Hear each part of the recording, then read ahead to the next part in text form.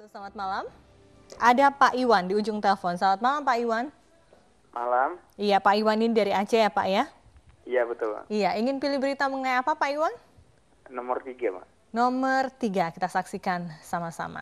Terlibat hukum sebaiknya mundur saja. Mahfud MD meminta agar para pejabat atau tokoh yang diduga terlibat dalam persoalan hukum sebaiknya mempertimbangkan untuk mundur, sebab hanya akan menimbulkan kegaduhan di masyarakat. Menurut Mahfud, pejabat atau tokoh yang sudah diminta mundur oleh masyarakat perlu mempertimbangkan diri untuk mundur, terlebih lagi jika keberadaannya mengganggu pemerintahan dan menjadi sorotan publik.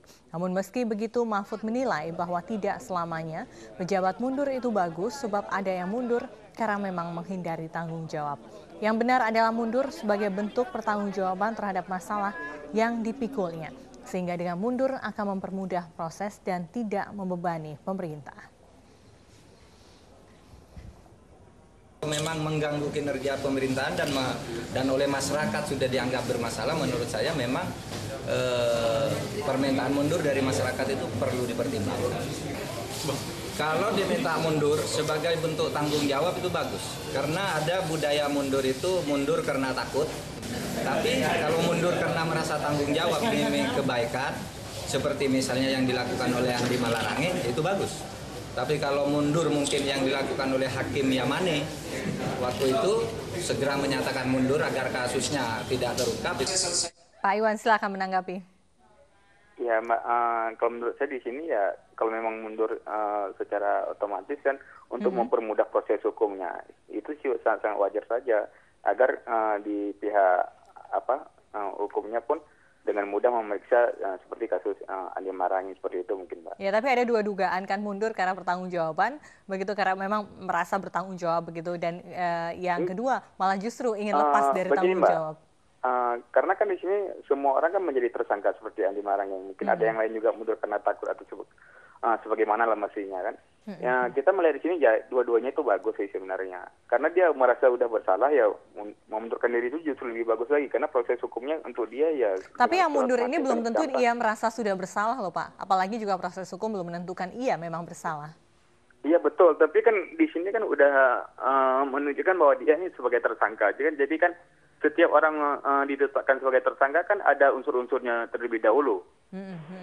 Jadi kalau memang dia tidak ada dengan apa yang disebutkan Mahfud MD tadi, mengatakan bahwa sebaiknya mundur saja begitu ya, biarkan proses hukum berjalan tanpa harus membebani jabatan yang diembannya.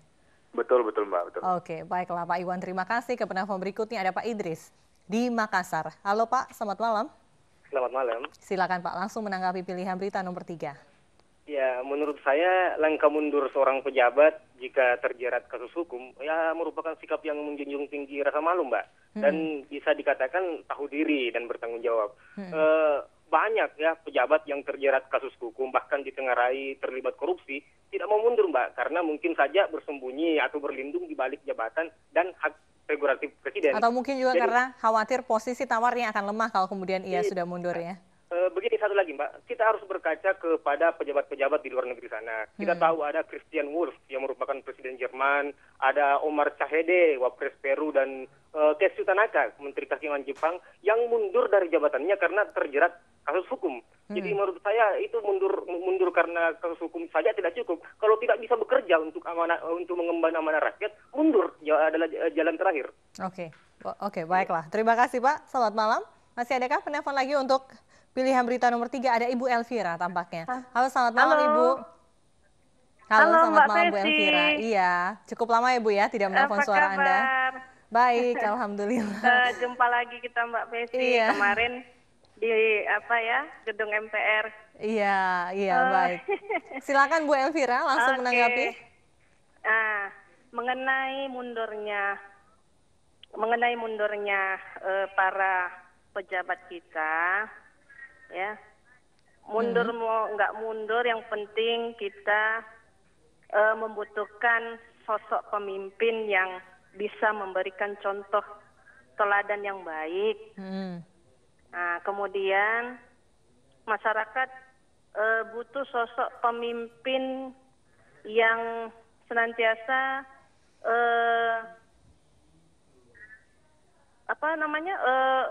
berkaca kepada figur para pendahulu bangsa kita. Tapi kalau kemudian dia diduga terlibat kasus, ditetapkan sebagai tersangka, Anda sepakat tidak sebaiknya mundur saja atau menunggu keputusan hukum yang final dan mengikat? Karena sebaiknya kan mundur ini saja. Karena apa, Bu? Melanggar 4 pilar kebangsaan. Ini perlu kita gaungkan kembali.